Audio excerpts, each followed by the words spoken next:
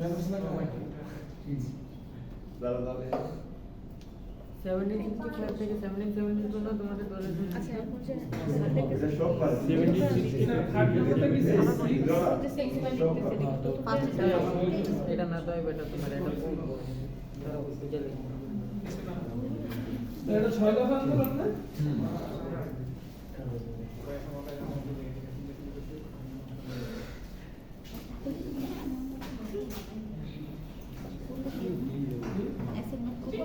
আমি আরেকজন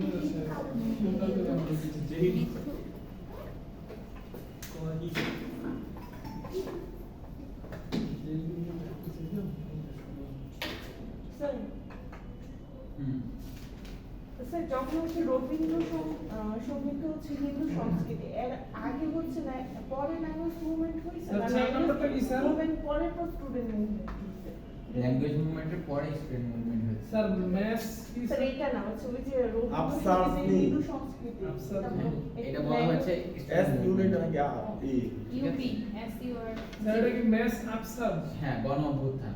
আচ্ছা স্যার দাঁত ভেঙে যাবে স্যার একটা কোশ্চেন করব হ্যাঁ স্যার ডুয়াল অ্যাডমিনিস্ট্রেশনটা স্যার কত সাল থেকে কত সাল 1765 থেকে 1772।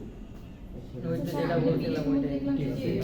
রেভিশন অফ 1772 ওটা পড়ায়নি তো। কিগুলো আচ্ছা ঠিক আছে লেখো লেখো। কতজন নোট করছি স্যার নোট করতে ভালো লাগে বাসায় গেলে লিবারেশন ওয়ার্ড 1971।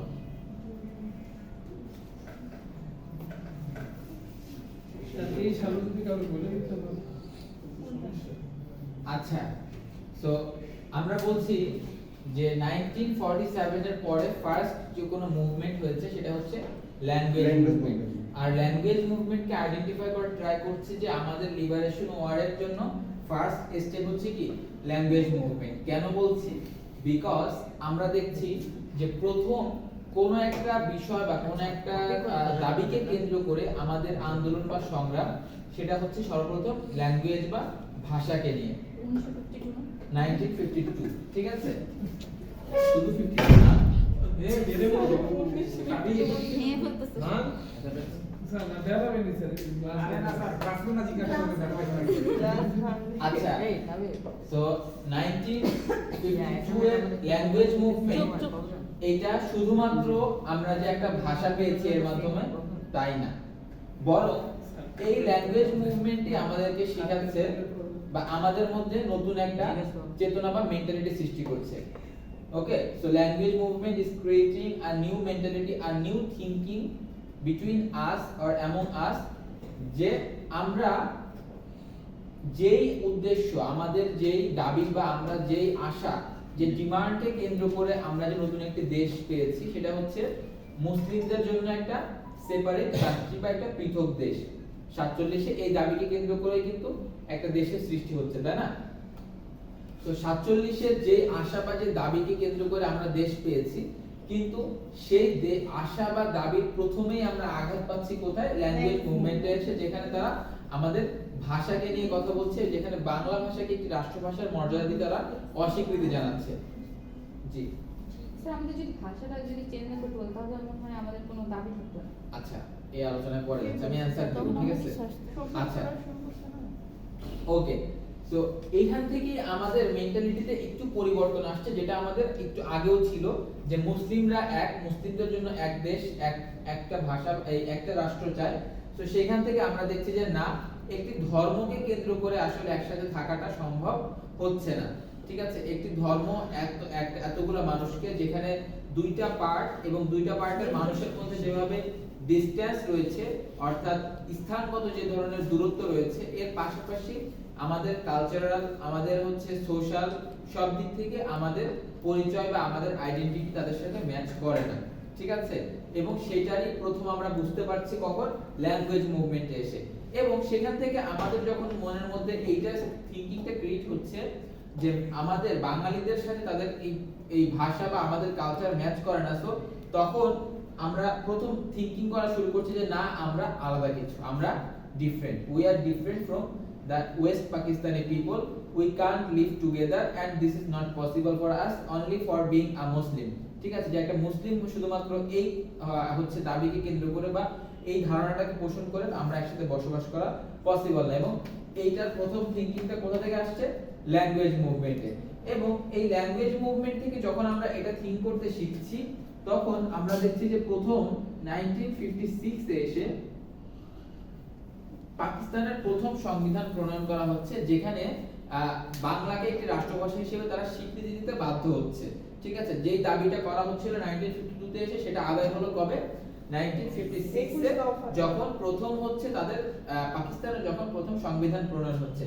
তো সেখান থেকে আমরা আরেকটা জিনিস বুঝতে পারছি যে আমাদের কোনো কিছু আদায় করতে গেলে আমাদেরকে আন্দোলন করতে হবে, আদারওয়াইজ তারা আসলে, আমরা যে তাদের দেশের নাগরিক, এখানে যে 56% পপুলেশন, টোটাল পাকিস্তানের 56% পপুলেশন যেখানে ইস্ট পাকিস্তানে রয়েছে, সো আমাদেরকে আসলে তারা যে কোনো মানে যে কোনো দাবি বা যে কোনো ধরনের চাওয়া ডিমান্ড তারা আসলে যে নরমালি তারা দিবে না, আমাদেরকে জন্য স্ট্রাগল করতে হবে।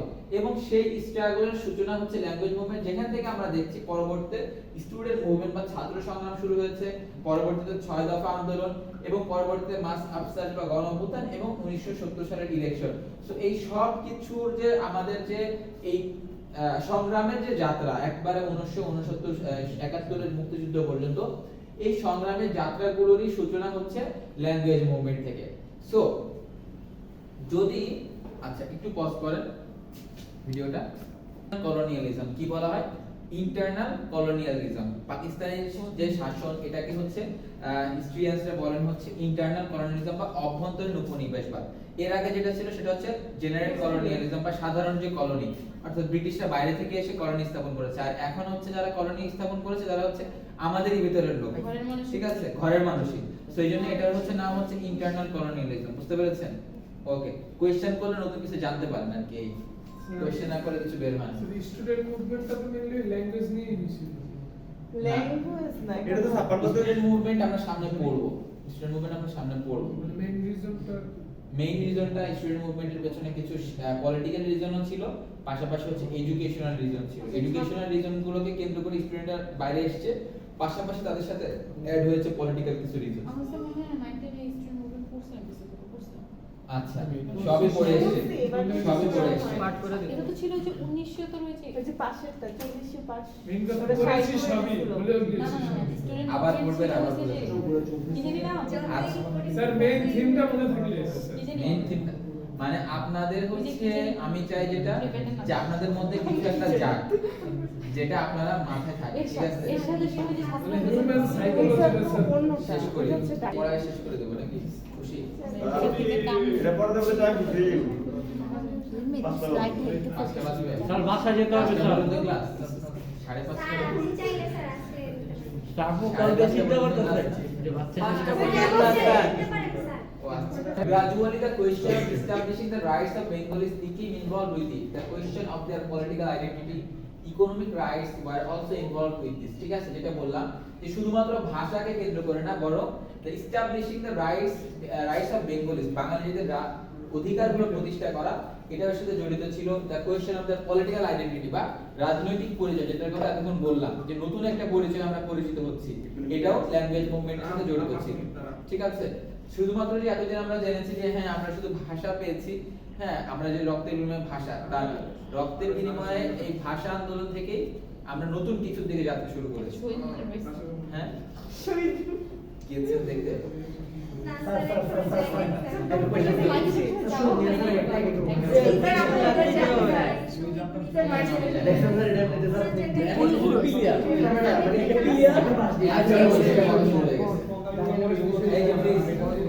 From the very beginning of Pakistan's creation, the capital or the center of governance was established in West Pakistan, ignoring the issue of population size. মানে এত বেশি পপুলেশন, মানে 56% পপুলেশন যেখানে ইস্ট পাকিস্তানে, বাট সেখান থেকে সেখানে হচ্ছে ক্যাপিটালটা এস্টাবলিশ না করে ক্যাপিটালটা করা হচ্ছে ওয়েস্ট পাকিস্তানে। ঠিক আছে, সো ইগনোর করা হচ্ছে পপুলেশন সাইজকে। আচ্ছা, as the rulers have chosen Urdu as the state language of Pakistan, Bengalis are likely to fall further behind in various fields including jobs. যে আমরা দেখছি যে তারা হচ্ছে উর্দুকে রাষ্ট্রভাষা করতে চাচ্ছে, যার ফলে বাঙালিরা কিন্তু অনেক বেশি পিছিয়ে গেল। এখন যদি হচ্ছে আপনি আমরা যেমন দেখি হচ্ছে এখন ইউপিএসসি বিসিএস এক্সাম হয়, তাই না? সো এটাতে আমরা সবার জন্য আমাদের সবাইকে ইংলিশ ভাষাটা পড়তে হয়, এটা একটা কমন ল্যাঙ্গুয়েজ হিসেবে। বাট যদি এখন আমাদের রাষ্ট্রীয় ভাষাতে থাকতো যে উর্দু, তাহলে কিন্তু আমাদের আবার 200 মার্কের বা এই সাধারণ প্রত্যেকটা সরকারি চাকরিতে যেভাবে ইংলিশ থাকে ঠিক সেভাবে উর্দুও পড়তে হতো, ঠিক আছে, যদি উর্দু রাষ্ট্রভাষার মধ্যে ইনক্লুড থাকতো। উর্দু তো অনেক কঠিন। আরে উর্দু আর হিন্দি প্রায় একই। আচ্ছা, যাই হোক, associated with this was the mentality of westernization and depriving Bengalis everywhere including politics.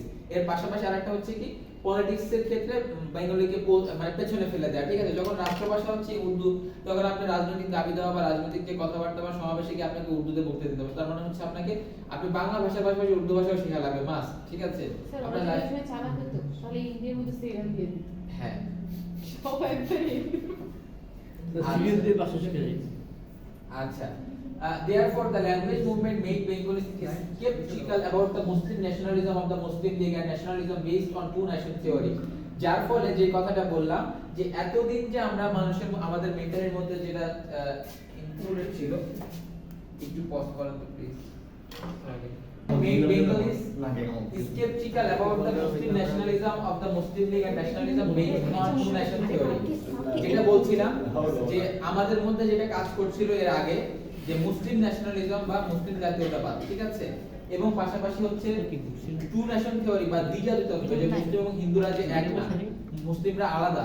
তো মুসলিম কেন্দ্রিক বা ধর্ম কেন্দ্রিক যে জাতীয়তাবাদ, এটা সম্পর্কে আমাদেরকে স্কেপটিক্যাল বা সন্দেহ প্রবণ করে তোলে। মানে আমাদের মধ্যে প্রথম এইটা নিয়ে একটা সন্দেহ দানা বাঁধতে থাকে বা হচ্ছে আমরা কিছুটা ভাবতে শুরু করি নতুন করে যে আসলে আমরা যে একটা আশা বা যে ডিমান্ড ছিল যে আমরা মুসলিম আমরা একসাথে থাকতে পারি, সেটা কি আসলেই বিলং করছে আমাদের মধ্যে নাকি করছে না, ঠিক আছে।